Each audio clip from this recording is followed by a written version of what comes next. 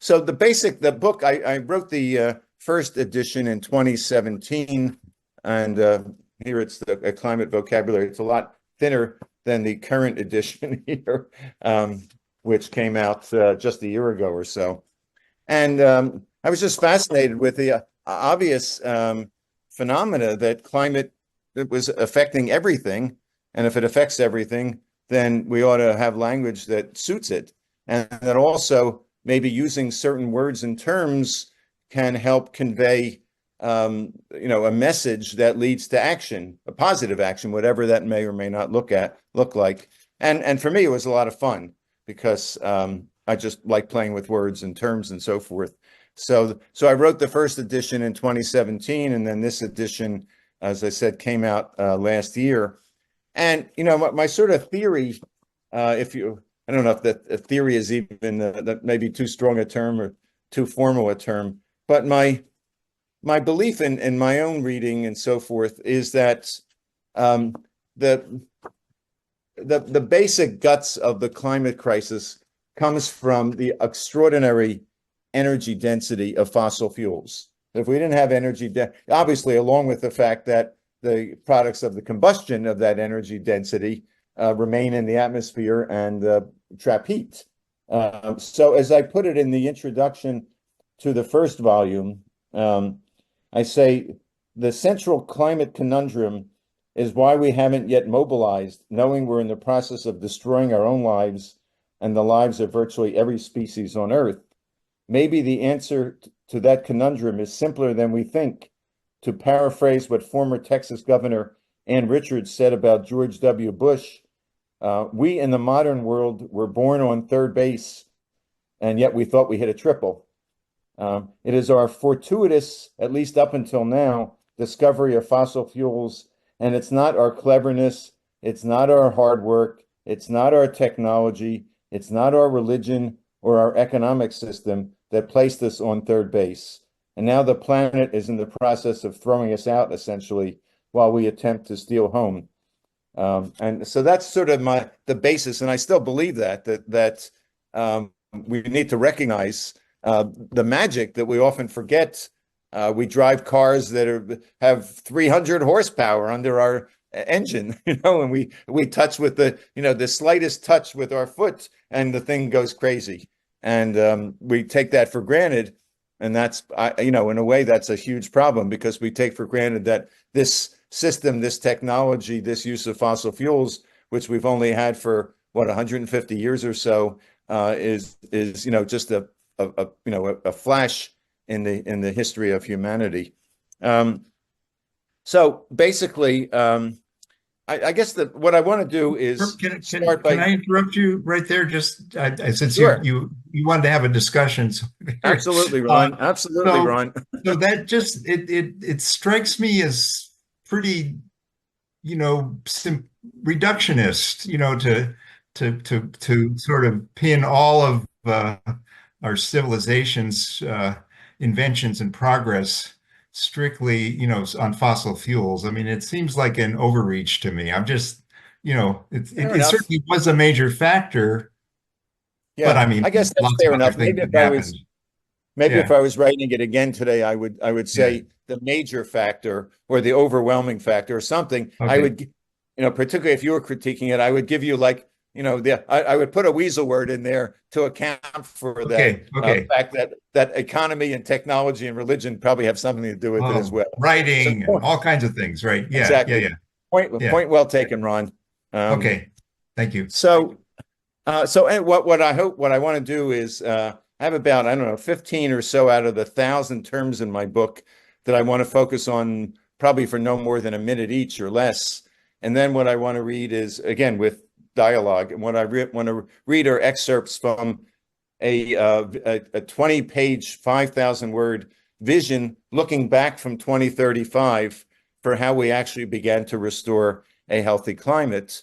And again, get your feedback and and ideas on that. So, but first, I guess I want to say one of the in the introduction to the book, I talk about some of the importance of language. And one of the quotes was from Bill McKibben, who basically says, quote, yes, we need new wind turbines and solar panels, but really, most of all, we need new metaphors. And so I think that, Bill is a pretty serious, thoughtful guy.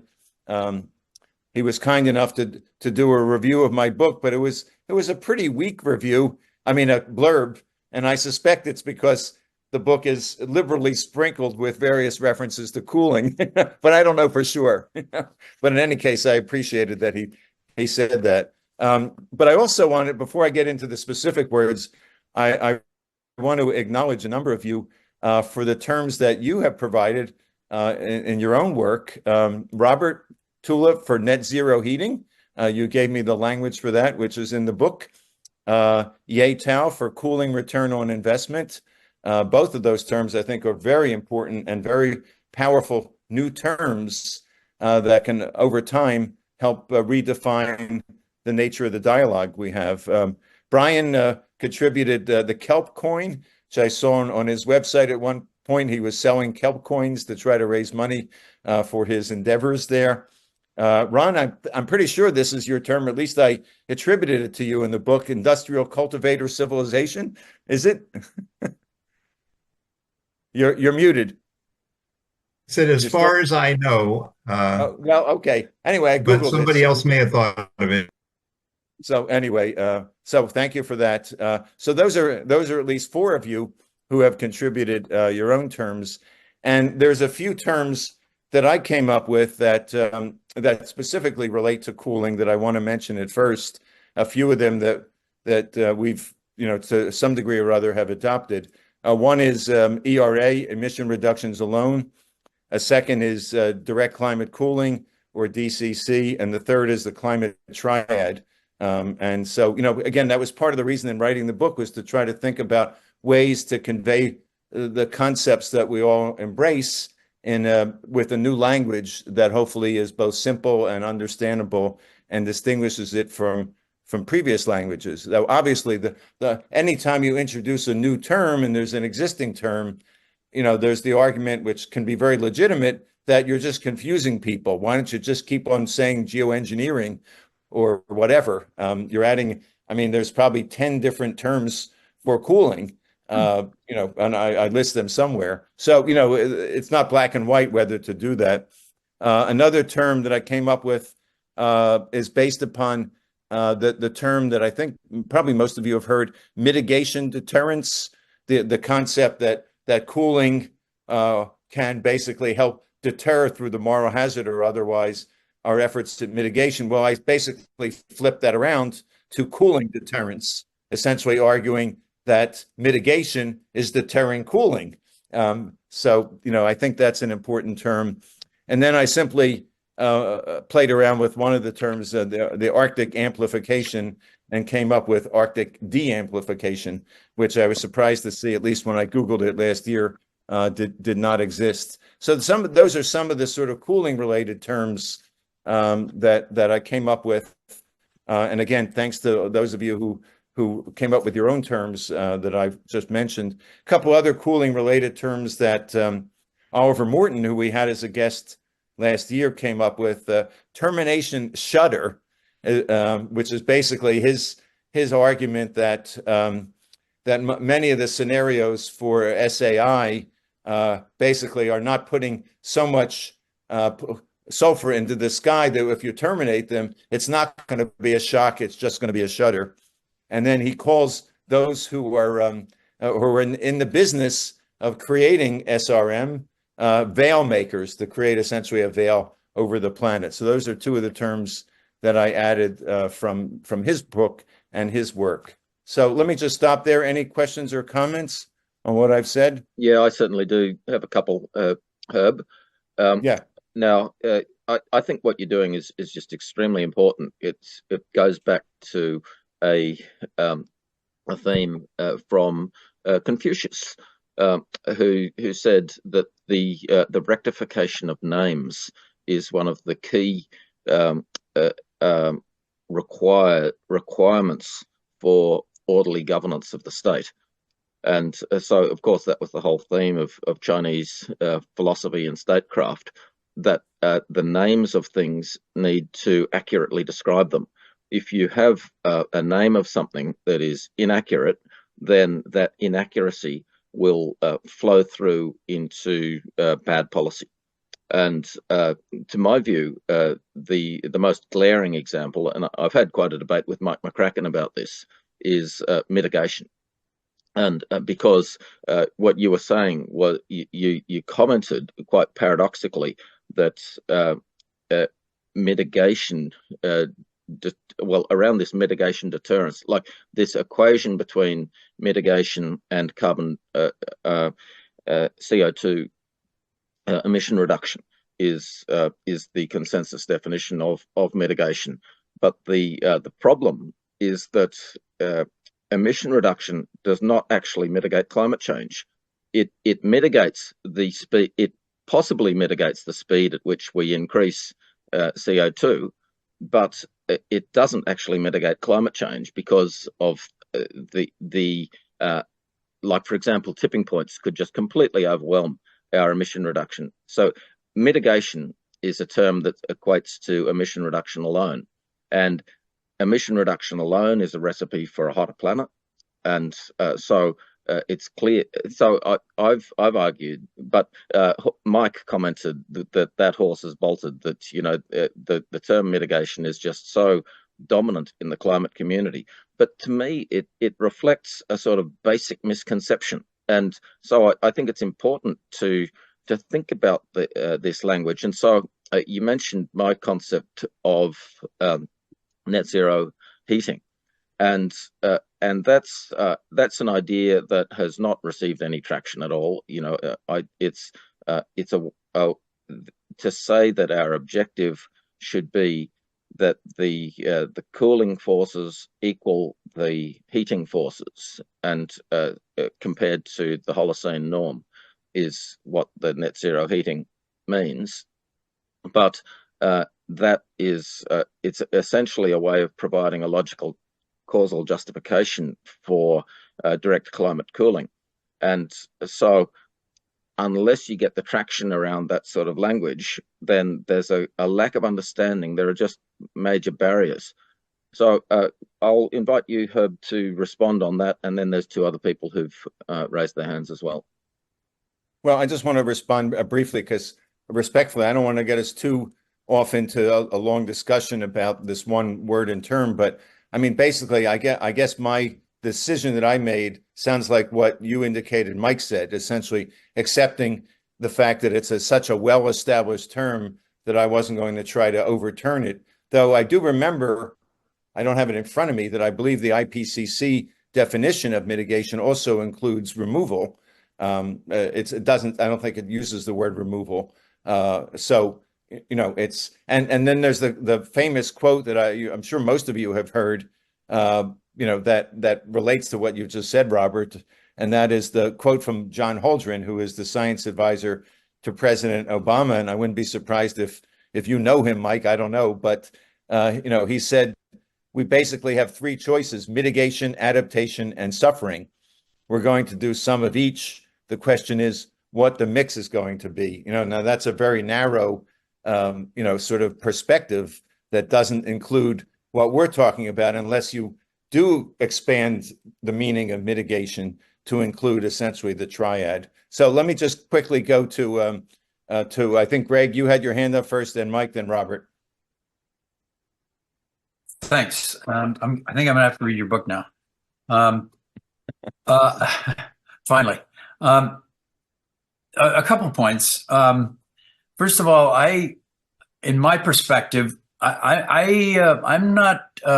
You stress, and that we imagine we were born on third base and imagine we hit a triple, and there's no question that humans are arrogant, et cetera, et cetera. But we're also incredibly ingenious, and we're inventive, and we are engineers, and that's and what you look at the onset of the industrial age, I would say it was inevitable for a civilization, an intelligent civilization, to go through a period where it exploited fossil fuels in a similar situation. It's just inevitable.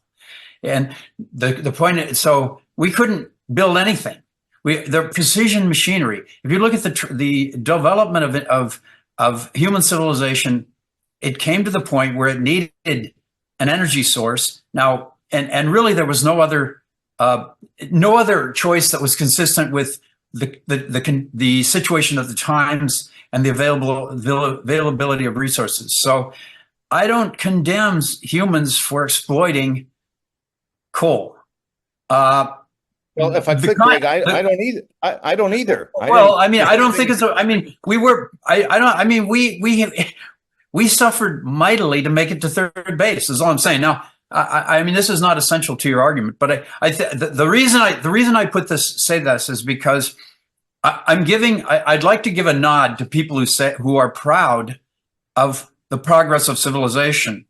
Now, at this point, it is shameful that we're not off CO2 because we've had the options for decades now. But in the 19th century, there was no choice. So I'll just leave it at that. You can answer it. Let me just say a couple of things. You say in terms of terminology. Quickly, Greg. Yeah. Quickly, Greg. Yeah. Okay. Oh. So the other term was well, you mentioned that just that it's pointless to try to overthrow a term that is so deeply rooted. I would put as a possible counterpoint global warming. You never heard that term. That is, global warming is essentially the root of everything. I mean, that's what drives everything ultimately. And as I understand it, the Bush administration, their PR team didn't like global warming, and so they actually introduced climate change as an alternative, and they successfully not pushed global warming out. Now, I mean, you see it here and there, but it's hardly ever cast as that root cause. I just throw that out as a potential counterpoint to the idea that it's impossible to overthrow an established term. But anyway, I'm not even sure about the origin story, but I don't hear global warming a lot anymore. Anyway, go ahead. Okay, thanks. The only quick response is I wasn't trying to make a big argument one way or the other by using mitigation. That's all. I was just taking it as it's accepted right now. I'm not saying it's impossible to overthrow that or possible to overthrow. I mean, there are efforts to use global heating and global scorching and all sorts of other things, but they really haven't taken other than climate change, which is actually a more accurate description, or as I describe it in the book, it's global warming that leads to the climate changing. So it's really a combination of both. And, we're using a shorthand. But let me go to Mike. I was just going to comment on Robert's point about mitigation. So the term is actually much more used in the natural disaster community, and mitigation means to reduce harm and stuff. And IPCC sort of took it and went and came with this other definition of to reduce emissions. And there's been confusion about the term, over time about what it means.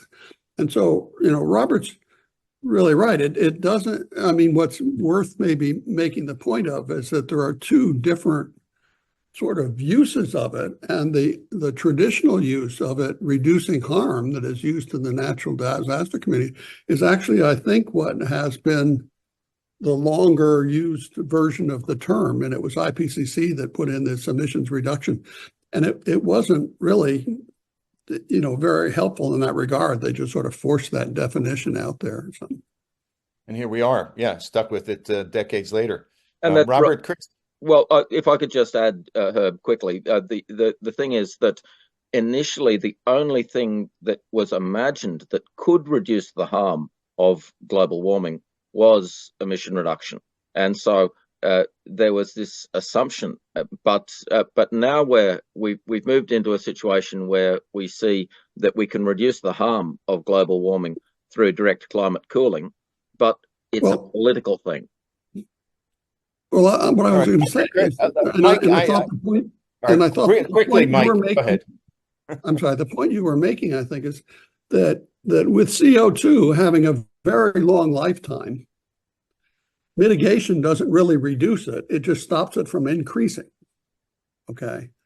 And so, whereas the natural disaster talks about actually reducing harm, building a levee would mitigate flood damage or something like that. But reducing the emissions of CO2 doesn't really end up lowering its concentration, except over rather long time scales. So it doesn't reduce harm; it just stops it from getting it worse. Yep. Okay, I'm going to turn to Robert. Robert, Yeah, thank you for staying up. Thank you for staying up so late, unless you've flown over to the US or someplace where it's earlier. No, it is quite late here. I might fall asleep halfway through the session. So it's quite late. No, not to worry. I just wanted to make the point that Robert has just made, really, that the language is trapped in time. So we're still using some language in this discourse that emerged back in the 70s and 80s, and particularly when the IPCC started. As Robert says, nobody was talking about the geoengineering thing was not there, and greenhouse gas removal wasn't there either. It was, in fact, in the first assessment report, the proposal then was that was in 1990, was to reduce emissions. We could sort out global warming by reducing emissions back to their 1985 level, and that actually meant reducing global emissions by 5 gigatons of CO2 a year. That's all that was needed. And we could do that by mid-century, this century, and we wouldn't have a problem, because the assumption was that we would do that, and we didn't. And if we had done it, we would have mitigated global warming, and we wouldn't have had the temperature rise that we have had, and we would, and the language would have been fine. But of course, the world has moved on. We didn't reduce emissions, we considerably increased them. And what at that time would have mitigated climate change no longer will. And we haven't adapted the language accordingly. I mean, we see this in everything. And this point about naming, I mean, just here's 3 simple examples. Think of Virginia, think of Georgia, and think of Charleston. 3 places in the States, all with names derived from the British royal family. Well, the world has moved on since then, but you haven't changed the names. But you still have the the royal family. In fact, you have a Charles right there, still there today. We're getting to that. We're getting to that, Robert. You haven't moved on either. All right, but I want to move on. The point I want to make, just to close this off, is that we do. It is very difficult to keep the language current in such a fast-moving discourse, where concepts that emerged maybe decades ago are having to undergo radical change. And again, a critical factor that we should remember, particularly in this group, is that this discourse is carried on largely in English. We are all native English speakers, but a lot of it happens with people for whom English is a second or third language. And for them, it is even more challenging. So there is a kind of a tendency to stick with established words, because for those for whom English is not a first language, it's that much more difficult. So this is what makes this whole thing a real problem, and why the language which you focused on, Herb, is so sensitive and so challenging. Point well taken. Thank you. So I forgot to mention earlier, I wanted to thank a number of you who, when I reached out to, were kind enough to write some kind blurbs for my book. Whether you meant them or not, but you wrote them. So Ron did, Leslie Field, who's not here today, Rafe Pomerantz, who's not here, Aria, you are here, thank you, Aria, and Albert Bates, who I see is here, or at least your name is here. And I wanted to, with no disrespect to any of the other blurbs, just read what Albert wrote, because I find it particularly anyway, I'll just read it. So Albert, what you wrote was, if Banksy, who's the, I guess, British sort of graffiti artist, if Banksy were a guerrilla writer instead of a guerrilla graffiti artist, climate vocabulary of the future might be spray painted through stencils on the walls of UN conferences and Capitol rotundas, provoking passersby to personal epiphanies and Apollo 13 moments. So thank you for that, Robert. All right, moving on. So I want to go through, as I said, I've got about, 15 words. Not all of them relate to cooling. In fact, most of them don't. But I thought they were notable enough that it's worth spending 30 seconds or whatever on each one of them. One is a term actually that Klaus Lochner, who many of you may know, who's been at Arizona State and basically one of the folks who's helped to perfect DAC machines and so forth. He came up with the term carbonetics to describe the kind of the science and technology around DAC machines. And I'm just wondering if a term like that could be extended. I like the sound of it. The next term is catagenesis, and I suspect, Robert, Chris, you might appreciate this because the person who came up with that term, and I forgot to write down his name, it's in the book, basically describes it as a cata being destroying and genesis being new, that basically the creative set of institutions and ideologies and human energy that will come out of climate breakdown and climate collapse. What emerges from that, catagenesis. Similarly, the term that another author came up with, catastropolis, basically metropolitan areas, metropolises, metropoli, if that's the right way to say it, that will be enveloped in catastrophe of one sort or another. A term that I came up with that's not the most melodious term, but I think a very important one, is what I call alignment, which is basically climate alignment. That if you think about it, in order to, and this is not nearly as true for cooling, but certainly for emission reductions, in order to get to anywhere near zero, we basically need to align the behavior of 8 million people, 8 billion people. Because theoretically, one person in rural Siberia or so, if he decides to burn something 10 years, 30 years from now, when we're at net zero, and he pumps up some oil from the permafrost, then we're no longer at zero or so. So the need for aligning our efforts, whether it's us as an organization or the world, and again, with 200 countries, 8 billion people, and all the rest of the diversity, is it any surprise, and the energy density, of course, of fossil fuels, is it any surprise that we've made so little progress on decarbonization?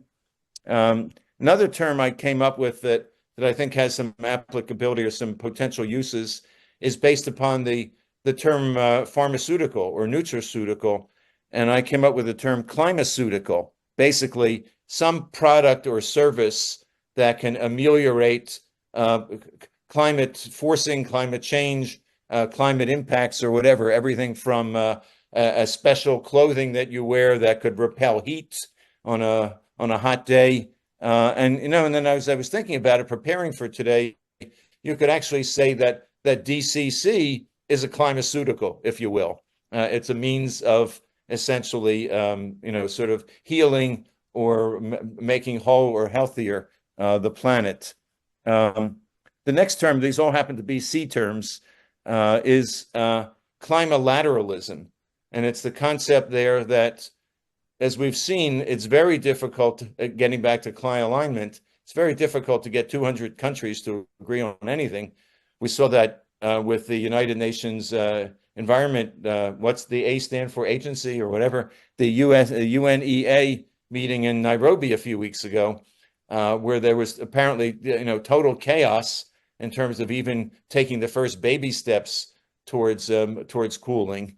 And so the idea, more and more, what's happening in the world is is a bilateral or multilateral approach. So basically, climatelateralism is my term for multilateralism that's related to climate action. We're a group of countries or a group of industries, and that's happening as well, cross-national efforts by various industries, the steel industry, the shipping industry, and so forth. We see it with the IMO, if you might say that's a form of climatelateralism.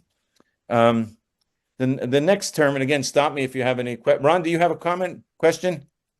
I was, well, you moved up, but I just wanted to make the comment that may be pretty obvious to our audience here, but the catagenesis idea, and I think you remember this, Herb, you may remember this, is one of my peeves. It's this idea that you know, if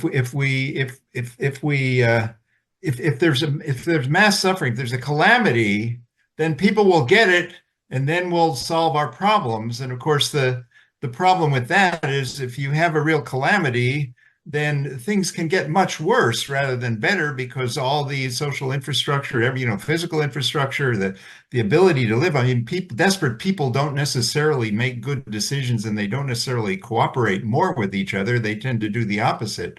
So this is, I think, quite relevant to some of the arguments we're getting from folks like Greta, unfortunately. I mean, I love her, bless her heart for what she's doing, but you know, this idea that if we could just have the revolution, then you know things would get better. Well, that I think that's been very prevalent on the left, to be honest. That kind of thinking, you know, the kind of Marxist capitalist breakdown, and you know, from the ashes of the old, will the new will rise, and so forth. And so it really is something I think we need to address, you know, that we don't really want to have a calamity. We want to keep that from happening, so that we can actually improve our situation, or deal with it, or address it.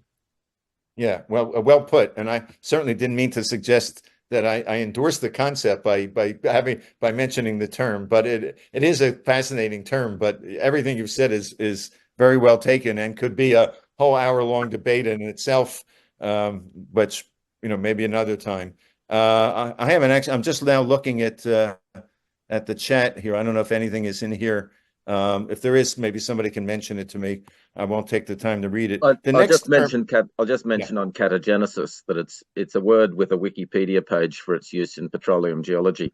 So it's one of these issues that if you make up a new word, you might suddenly discover that it's got an established use. And yeah, well, this is not a word that I made up. I just didn't have the name of the author in front of me. There's a whole, I think his name is, I forgot it, Homer something or whatever. He's a Canadian, I believe. Yeah, I put his name in the chat, Thomas Homer Brown. Okay, yeah. Right, exactly. Well, that's exactly it. Exactly. And by the way, just methodologically, when I tried to see if the terms or words I came up with were really new, I usually tried to use at least 2 search engines. And if the term was used in a completely different context, I considered my use of it new. Interestingly, and I found this so amusing, that at least 4 or 5 times, a term that I would come up with that I would then do a search on turned out to be the name of a rock band or a heavy metal band. You know, so I don't know what conclusion to draw. But after a while, I just started laughing. I almost was anticipating that that's what I would find. So anyway, the next term is climatocracy, basically, and this relates to, you know, what some have called eco-fascism, the fact that with the increase in migration and the backlash to that, the backlash to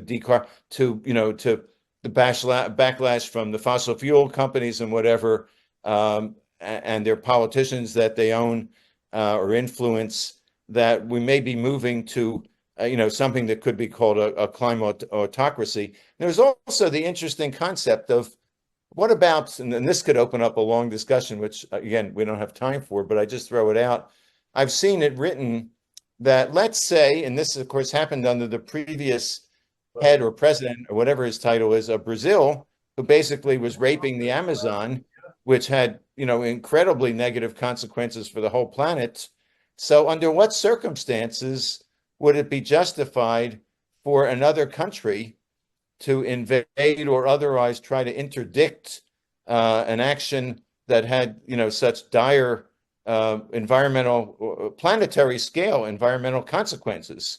Could we have the United States legitimately have said, we're going to go in and overthrow that president, or station our troops to stop fires in the Amazon because it's affecting us in the United States and everybody else? Anyway, so the concept of climatocracy is sort of my attempt to begin to get at that very, I think, a series of questions and possibilities that are all too likely that we'll have to grapple with in the coming years and decades. Okay. the next term, I don't see any hands up. The next term is what I call climate contributory negligence. And by that, I mean, I think many of you may be familiar in the law, there's the concept of contributory negligence.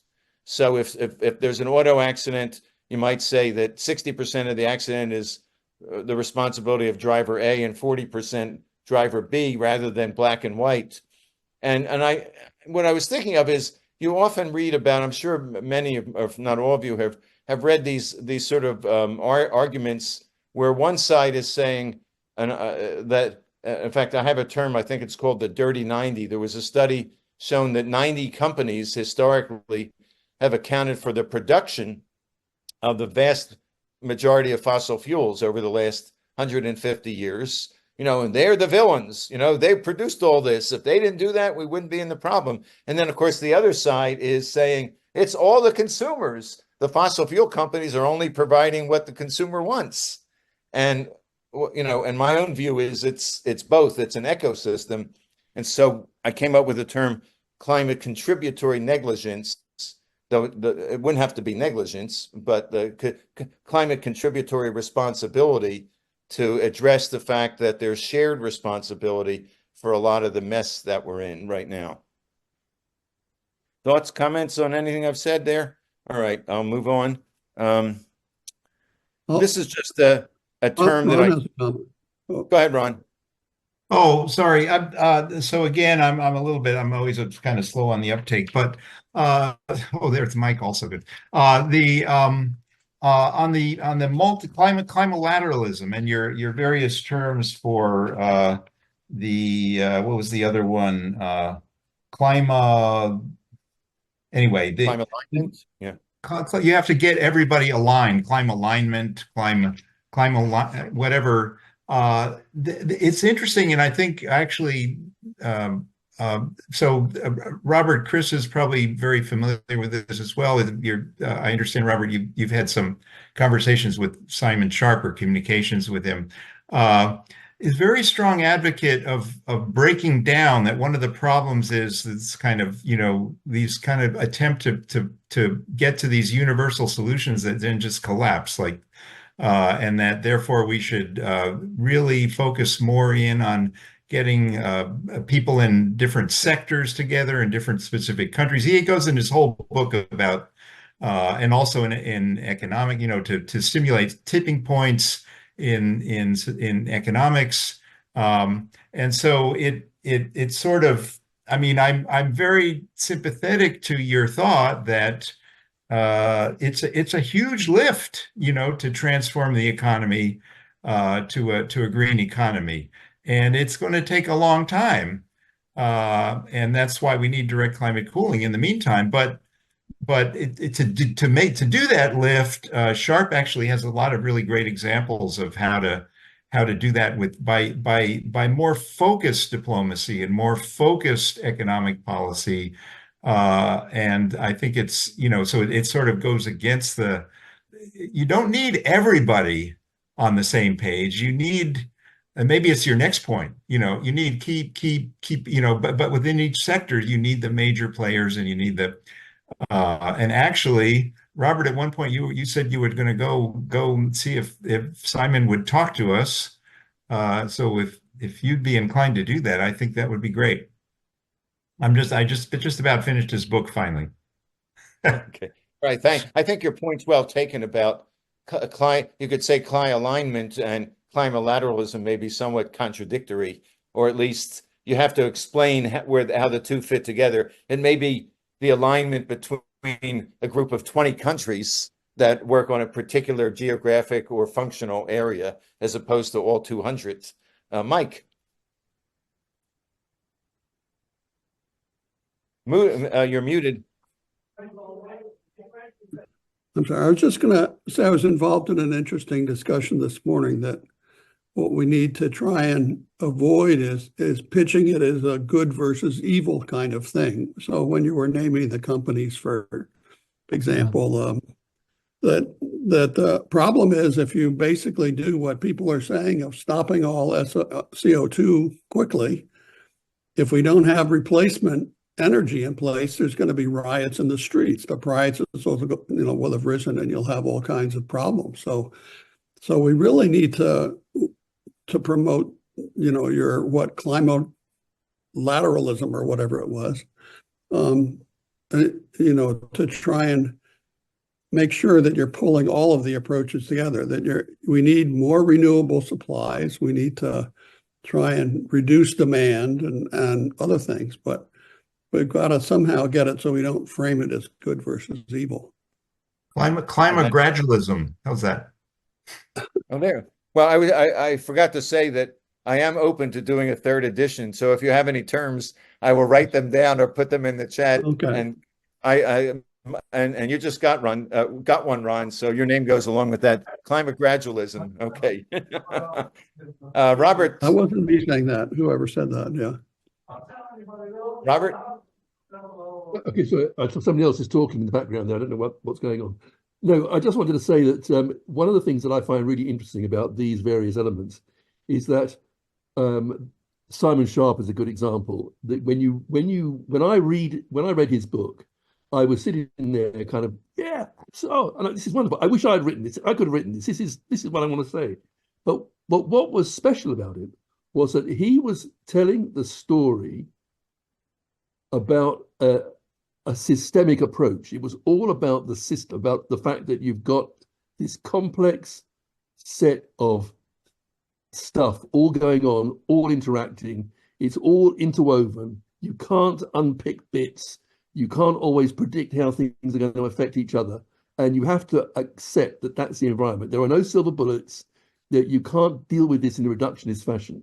Now, what was interesting is that he does not use systems language in his book.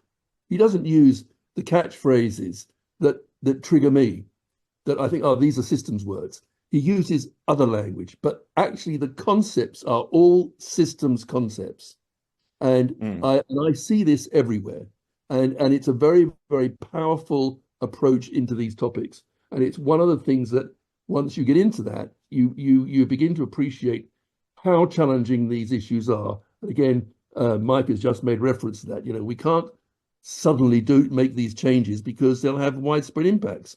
On the other hand, it's that, we're up against a time barrier here, because have we got time for gradualism? Or if we're not going to have riots on the streets because we force a rapid change to reduce CO2s, we're going to have riots on the streets a little later because people won't be able to get food, or they won't be able to transport, a whole range of other factors as systems begin to collapse. So we constantly have to see this, in my view, through a systems lens. And that language is there for us to use. And hopefully, as you work, Herb, on your next edition, we'll see more patently systems language emerging. Well, I think that I've got a bit of it in here, but but part of what you just said struck me, because essentially you're talking about time frames, short term, long term. The other day for a talk I was giving, I went through the book and I came up. I don't have it handy now. We don't have the time. No pun intended, but I came up with about 10 or 12 terms that relate to time, because climate is screwing up all the time and space, basically. So like one of the terms I came up with is time migration. So for example, if previously everybody went to Southern Europe in the summer, right, for vacation, and now because Southern Europe is becoming unbearable, they're going to go at a different time of year. That's essentially a form of time migration. Or instead of not going out between 12 and 2, now you don't go out between 10 a.m. and 4 p.m. because of the heat. You're migrating your time. But I've got about a dozen different terms that relate to what I think is a really fascinating and scary concept. Oh, and by the way, that reminds me of maybe what is the most, of all the terms in the book, the one that grabs me the most is a term I came up with that I call the Southern Shift. For those of us who are in the Northern Hemisphere, I guess pretty much everybody except Robert, essentially when you go to sleep at night, the climate where your bed is, your house is, will have by the next morning, will have shifted about 80 feet further south. Think about that.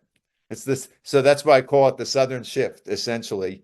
It's happening as we're speaking with each other. So if it's 80 feet in 10 hours, that's 80 feet an hour, 8 feet an hour. So we're 8 feet south of where we were in terms of the climate. Obviously, these are just, crude approximations. As we're the hour and a half that we're spending right here. And I came up with the term chronosphere. Chronos have relating to time, to basically talk about this whole phenomena of time, everything shifting in terms of time when you do the spring plantings and a million other things that the climate is forcing us, whether we like it or not, to have to deal with. So I just want to mention one other term, go ahead, Mike, quickly. I just want to go back and say I don't like climate gradualism. That wasn't really what I meant. What I really wanted to say was what we have to do is build substitute energy as fast as we can, faster and faster. So we've got to, it's sort of speeding the effort and replace it, because right now renewables are less expensive. And so if the more you can build and get online, the better for everybody. And okay, let me just mention thanks, Mike. The last term before I start reading excerpts from the book from the vision for the last part of today's conversation, and that is the sort of twin concepts or related concepts of social proof and the bystander effect. And I mention that because I think that's very, very relevant to our dilemma in trying to change the minds and hearts of those who make these decisions. And the idea of social proof basically is that most people, because of how we're acculturated, and again, this may vary from country to country or culture to culture, it's not 100%, we look to others for our cues. And the bystander effect is the classic example in the United States, supposedly, was when this woman was stabbed in Brooklyn 30 or 40 years ago, and nobody came to her aid. There were 30 people there. And, the idea is that if one person had come to her aid, then everybody would have, but nobody wanted to be first. It's the bystander effect. We all sort of look for, is this okay? Am I going to get ostracized? Am I going to get looked at? Am I going to get frowned upon, et cetera, et cetera? And I happened to have a conversation with one of the solar SRM researchers that I think many of you know. I won't mention his name, I don't know why, but anyway, this morning, and we were talking about that, and he was saying so many of the people that he talks with, people we know or know of that are key people in this whole ecosystem, say privately, of course we need to do cooling, but they will not publicly say it yet for what, because of probably mostly because of the concept of social proof, that they don't want to stick their neck out. It took Jim Hansen to basically be the first prominent scientist to do that.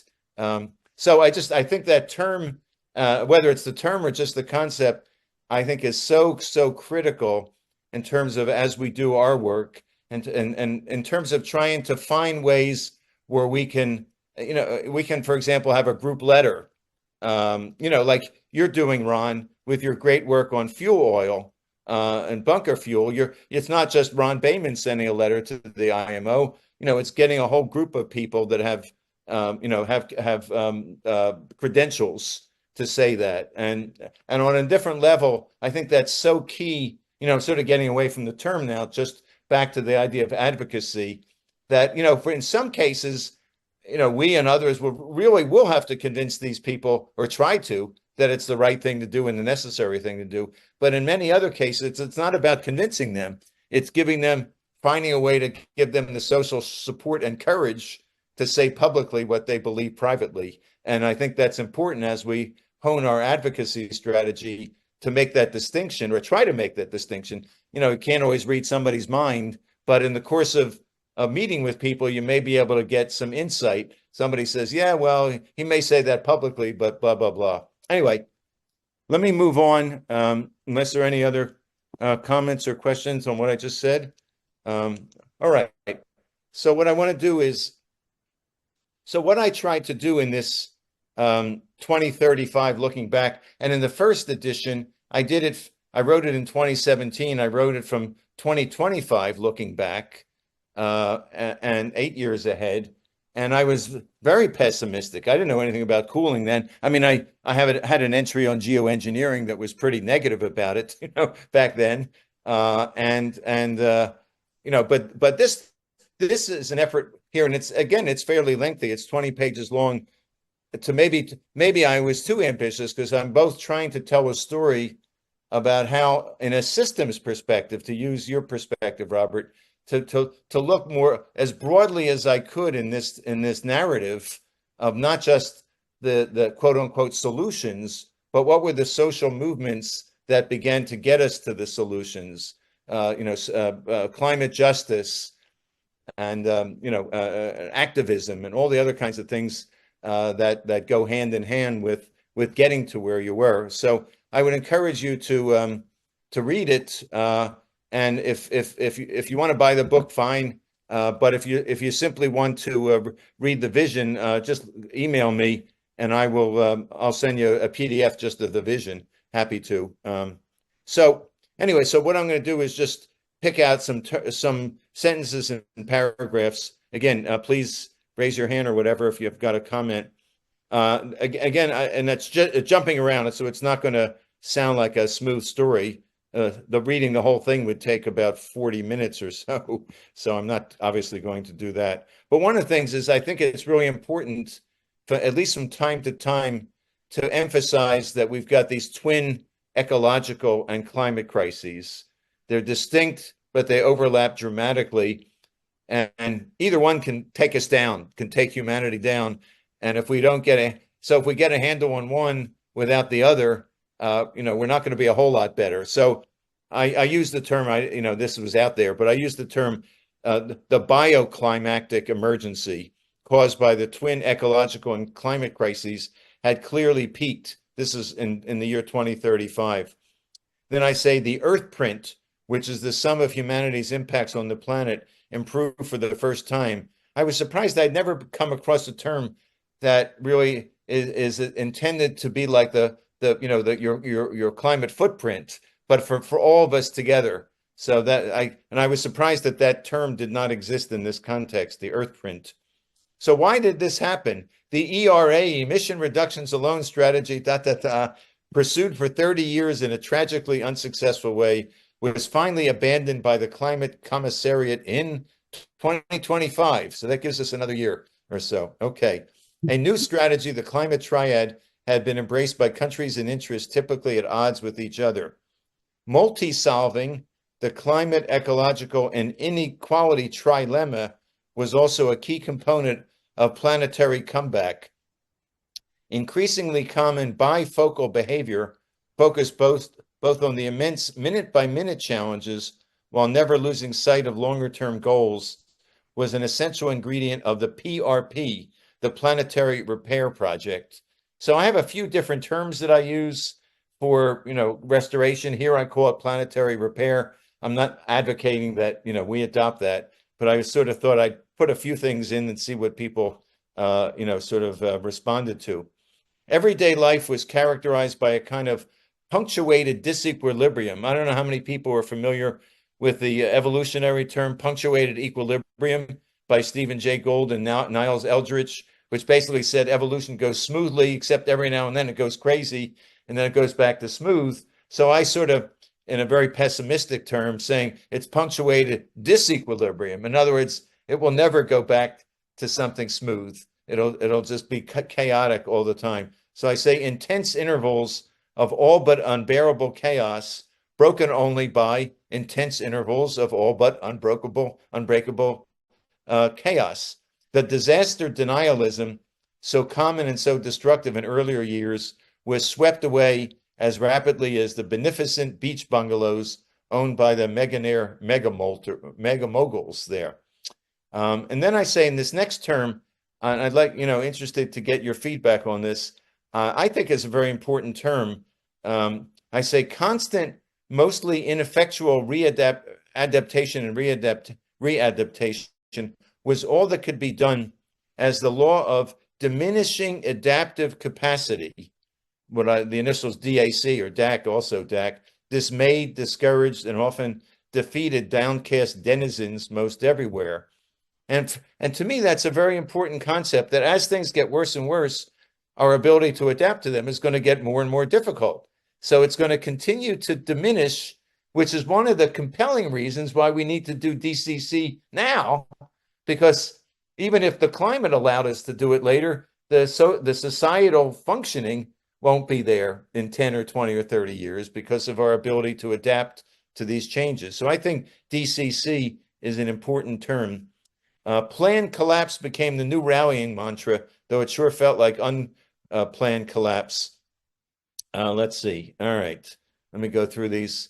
And then I use the term a couple places in here of underwarning, that basically there wasn't enough warning. It was that the messages that got out to the public underwarned the public of what was coming there.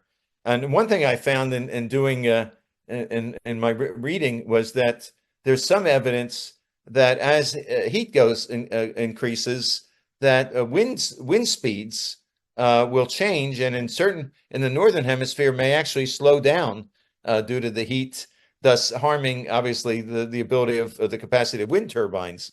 So I call it the great stillness, often curtailed wind energy. And then let's see, and then I talk about the cryosphere, the icy part of the Earth. So the accelerating loss of glaciers at the third pole, 500,000 tons of ice. I hope I got this right. I did a little back of the envelope math. Thawed while you read this paragraph. Yes, you heard or read that number correctly. Blood and watermelon snow accelerated the ice loss by lowering the albedo. Polonia, open water surrounded by ice, proliferated. And then I continue on with many of the other horrors that I go through. Heat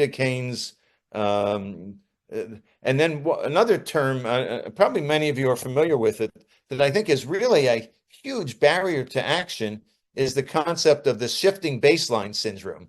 The fact that we get used to we focus back on what happened a few years ago and not 50 years ago. So like for most of us of a certain age, we remember when we were young in the car with our parents, and the proverbial thing that you take a long drive and your windshield would be splattered with insects. And of course, you never see that anymore. But does anybody who's 25, your kids, do they even remember that? Probably not. So they don't even, in other words, the baseline has shifted to something. So it's like, they're not concerned about, oh, that's a pretty bad indicator. They don't even know it exists. And how do you deal with that? There's no easy answer to that. One of the terms also that I thought is helpful, when I read about the fact that some European cities last summer basically regulated the amount of cooling or air conditioning you could use to a very high degree, temperature like 80 or 82 degrees for energy conservation. So I call that comfort rationing, that governments essentially will have to start comfort rationings. And then also the power, speaking of new terms versus old terms, the power of all the new terms that have emerged to describe these extreme climate events, I think is very compelling as part of the story. Flash droughts, rain bombs, atmospheric and flying rivers, marine wildfires, blue blobs, dead pools, warming pools, and even the jacuzzi of despair were emerging climate phenomena that fascinated and terrified. Ghost forests outnumber living forests in some coastal areas. Ghost forest being the forest where the water infiltration, saltwater infiltration of forests along the coast, certainly in the southern part of the United States, is basically killing most all the forests. And then I have similar terminology for the Arctic. The cryosphere, particularly in the Arctic, all but disappeared as tundra turmoil, permadeath, drunken trees, methane craters, and zombie bacteria reshaped what is now known as the Great Lost North. The dreaded Arctic Blue Ocean event dramatically accelerated global heating. Peat peril turned super carbon-rich peatlands into carbon clogs, underground zombie fires lasting for months, and I go into that. And then sometimes I just had fun trying to do a lot of alliteration. So this paragraph was cliff crumbles. See if I can read this. Cliff crumbles, crackled, cackled, and crunched into the night. serenading a sonic soliloquy for many miles, particularly along the English and the California coasts. The climatification of so many landscapes turned felicitous fecund fields, forests, and fjords into barren, bare and bald badlands there.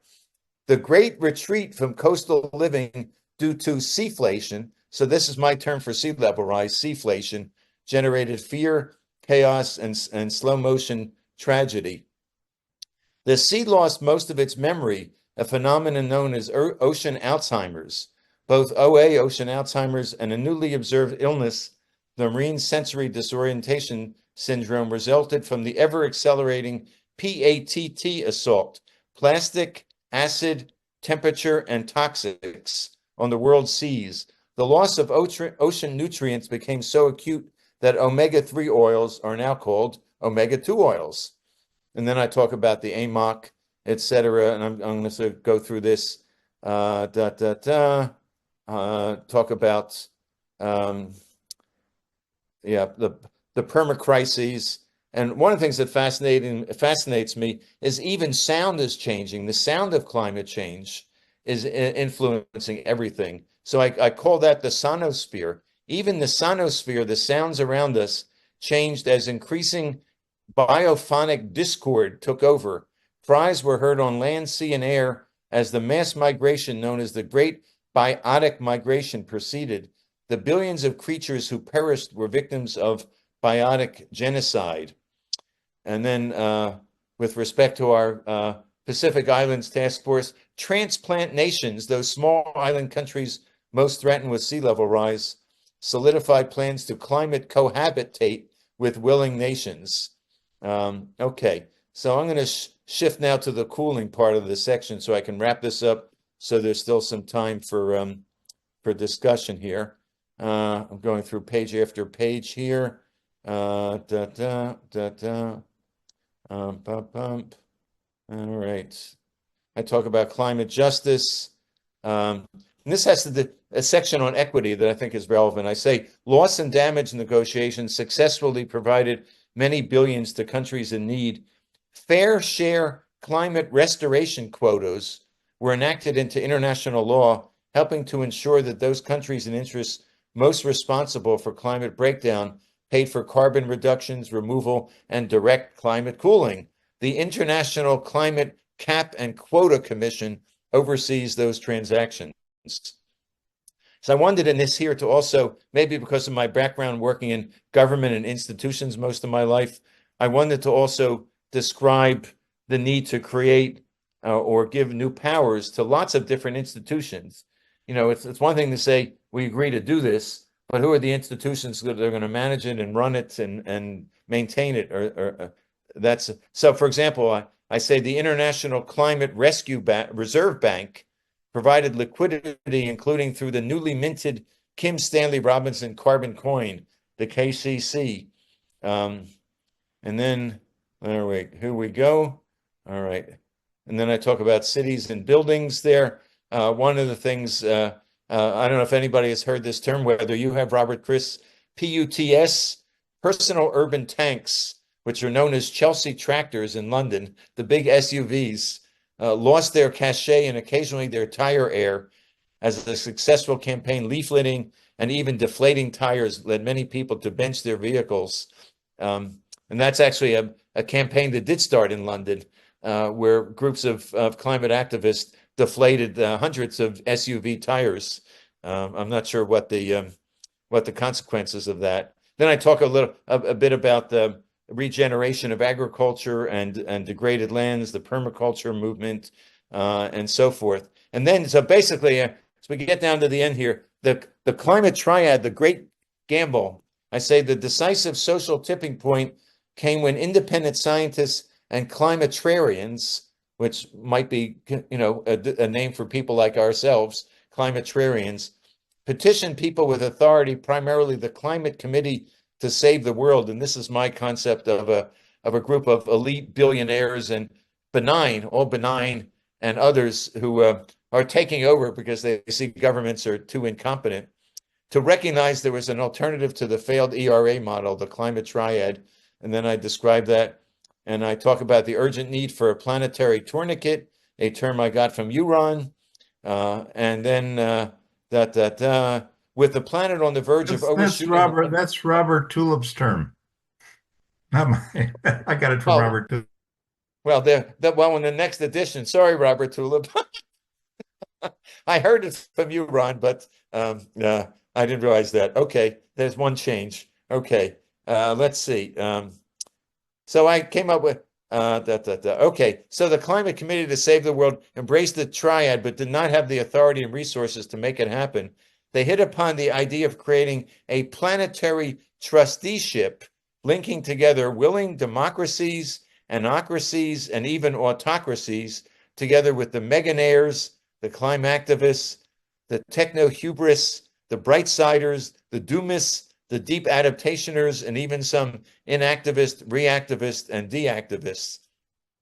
They recognized the triad was an exercise in techno-hubris, but one with a decent chance of succeeding and the least bad of all the solutions on offer.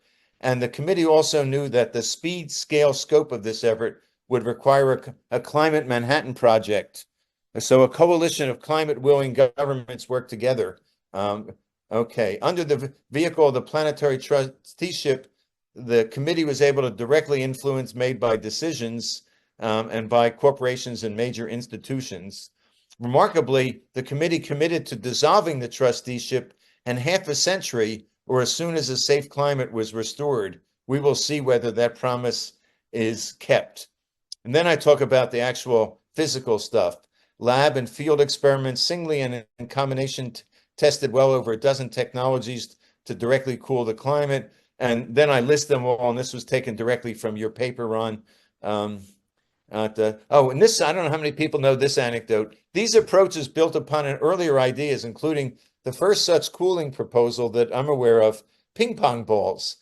The pioneering climate scientist, Roger Revelle, I don't know if you know him, Mike, proposed to President Lyndon Johnson in the 1960s that a massive number of ping pong balls, what I called a ping pong panacea, be placed in the ocean to cool the climate. No record of LBJ's response has been recorded, but wouldn't we all have loved to have overheard that conversation? And then I talk about carbon removal and list all the techniques there. And then the one I mentioned is one I'm almost positive I got from Rafe Pomerantz in his paper. The two Pinatubos emerged as a leading contender. This approach called for a quantity of sulfur or other materials powerful enough to cool the planet twice as much as the 1 degree that Mount Pinatubo cooled the planet in 1991. The effectiveness of this approach was demonstrated as rangers in Hudson Bay, Canada, noticed that polar bears in 1992, the Pinatubo bears they were called, were unusually larger and stronger. I got this from, I think, from Oliver Morton. This was likely due to the additional ice formed by the cooling of the climate, allowing these bears an enhanced habitat, which I think is a great anecdote. For the first time in several decades, climate summitizing succeeded. After two years of debate and analysis, the world community came together at COP29, it gives us 6 months, to commit to a triad-based climate restoration plan. 3 more years of field testing and working out the critical government, finance, and equity provisions led to the first deployment of cooling and removal in the late 1920s. And then I'm sort of getting to the end. You'll be relieved to know 5 billion watched as the first SIVs, stratospheric injection vehicles, released their sulfur payloads high in the sky. Celebrations, incantations, and demonstrations brought people together for the first time in decades. On the split screen, one also saw sleek sea vessels with slim snouts meticulously crafted to deliver designer salts to brighten marine clouds.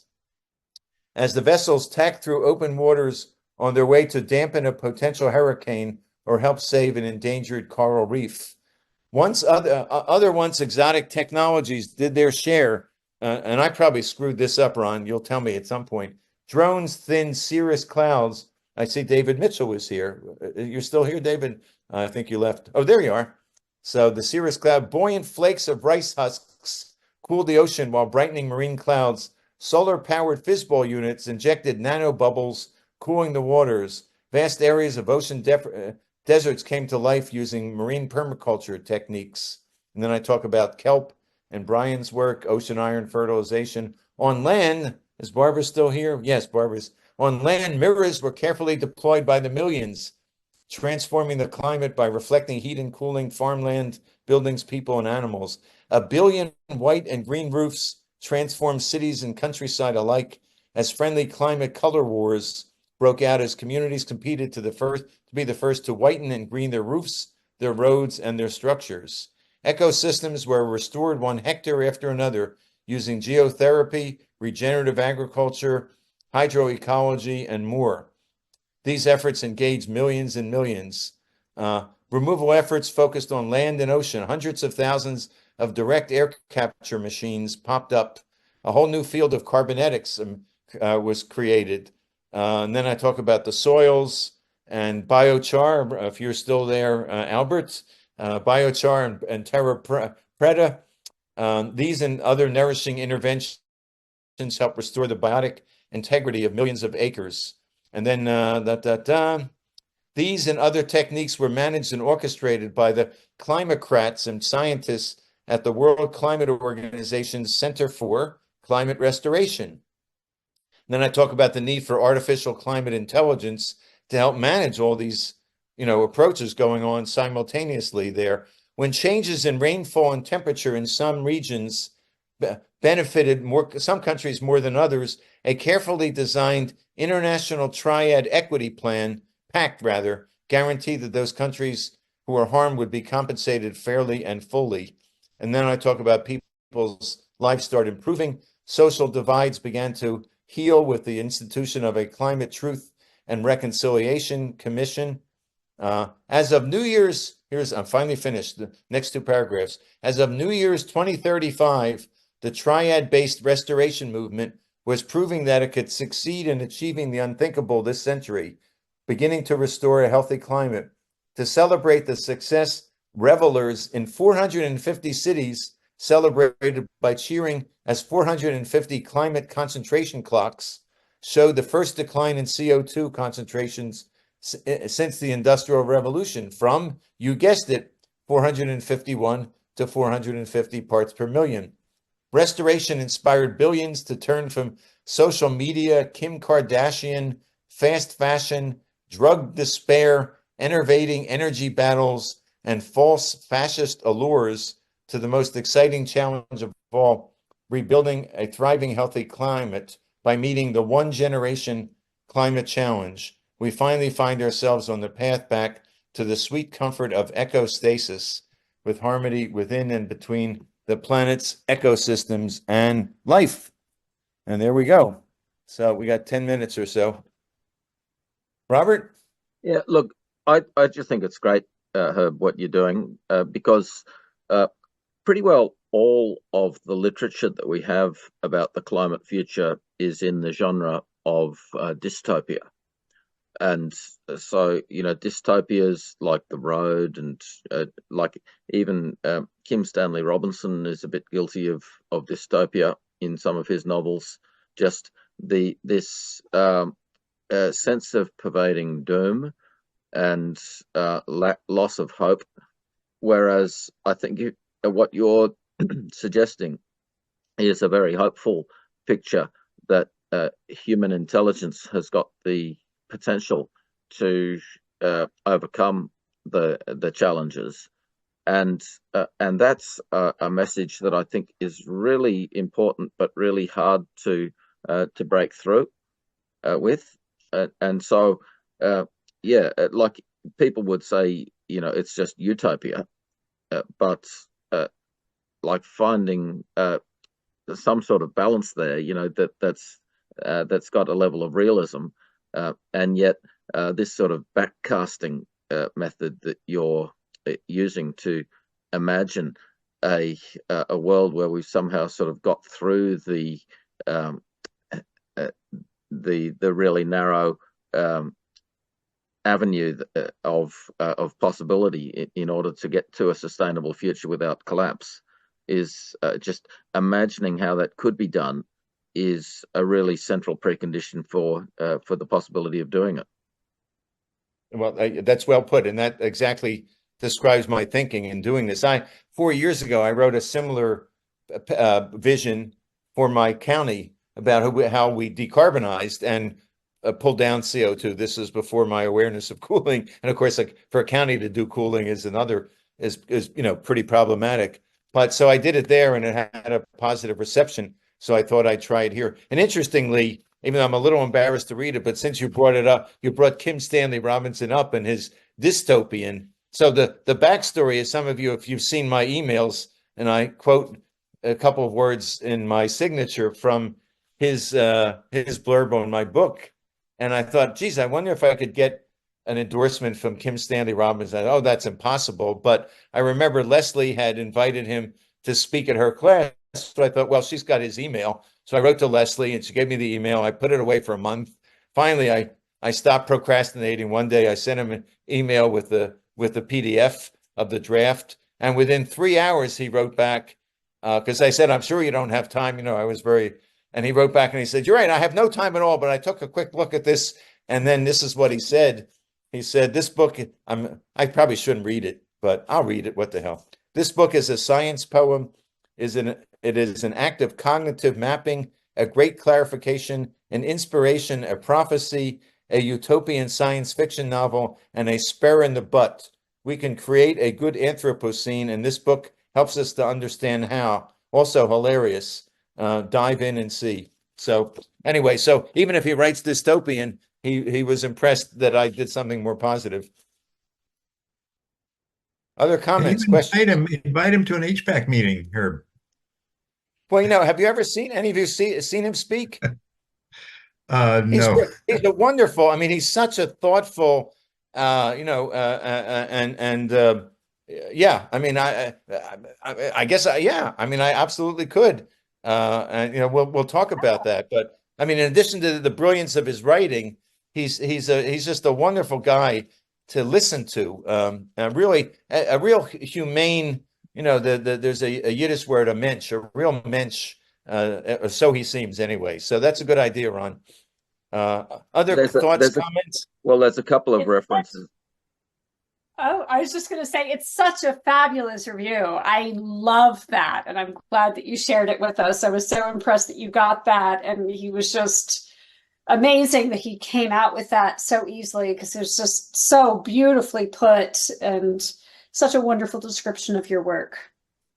Well, I literally I saved it 3 times and I thought, how can I authenticate this? Because, nobody's going to believe that I didn't just make it up. It was so over the top. In fact, I even wrote back to him and I said, is this the real you? So anyway, Bruce, you there, Bruce? Coming up. You're cutting brush in the back or building a deck or something like you're usually doing? Yes. Yes, of course you are. I'm set up for rain now. 3 terms and a quick comment. Do you have climate pollution? Interestingly, that I'm not sure I actually have that. I left out a couple of the terms that I probably I'll check. But anyway, go ahead. That's part of my next term, which is global warming psychology. What do you mean by that? Do you have the term global warming psychology in there? No, but what do you mean? I mean, how would I describe what that means? I don't know what that means. Well, by the definition of climate pollution is something that is known and that we are familiar with, that we don't react to psychologically with doubt and paranoia and delay and all that. So that's those 2. Another just miscellaneous, dragon mouths. What was that? A dragon mouth. Dragon mouths. Dragon mouth is a methane eruption crater, which may or may not be an eruption. It may be a pingo collapse. But everyone is familiar with these so-called methane eruption craters in the Arctic, especially in Siberia. They're colloquial term, I guess, is dragon's mouths. In my comment, I'll make a note. Go yeah. ahead. And two comments actually. One is I have somebody. I had no idea there was more than one person on this planet with a kind of brain that you have.